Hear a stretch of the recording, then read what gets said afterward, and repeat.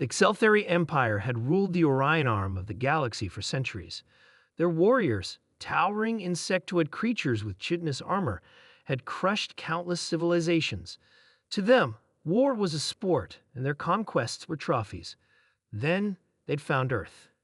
Humanity had always been small by galactic standards. No natural armor, no razor-sharp claws, no deadly neurotoxins.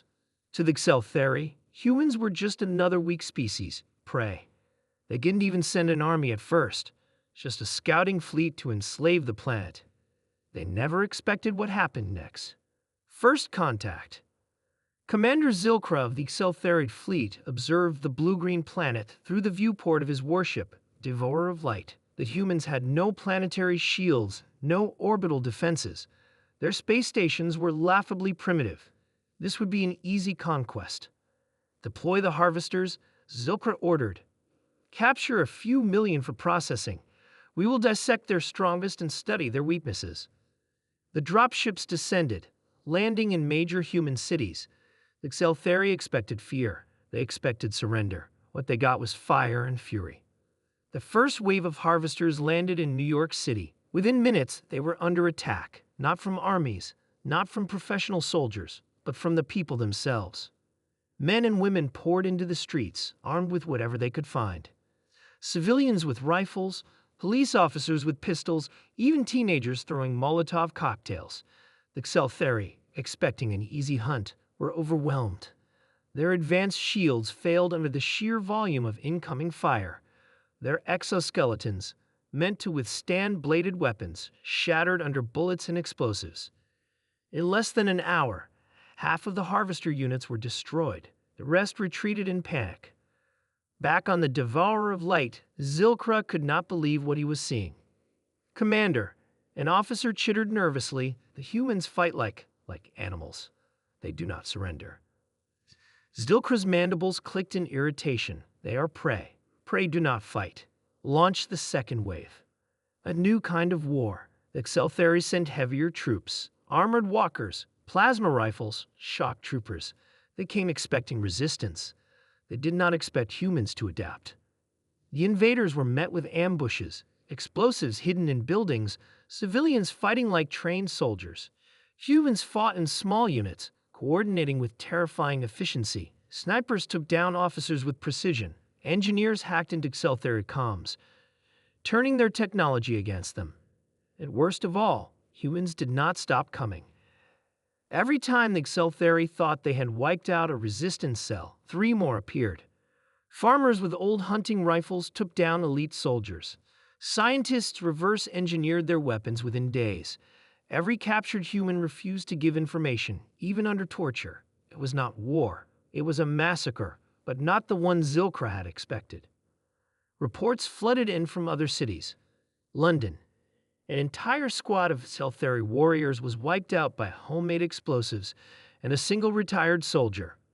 Moscow. Human troops fought in -20 degrees Celsius temperatures, using the cold as a weapon against the insectoid invaders.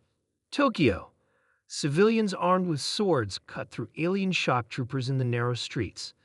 This is impossible, Zilkra muttered. They are weak. They should have fallen by now. And yet, every day, more Xelthari died. The turning point. The Xelthari Empire had never faced an enemy like this.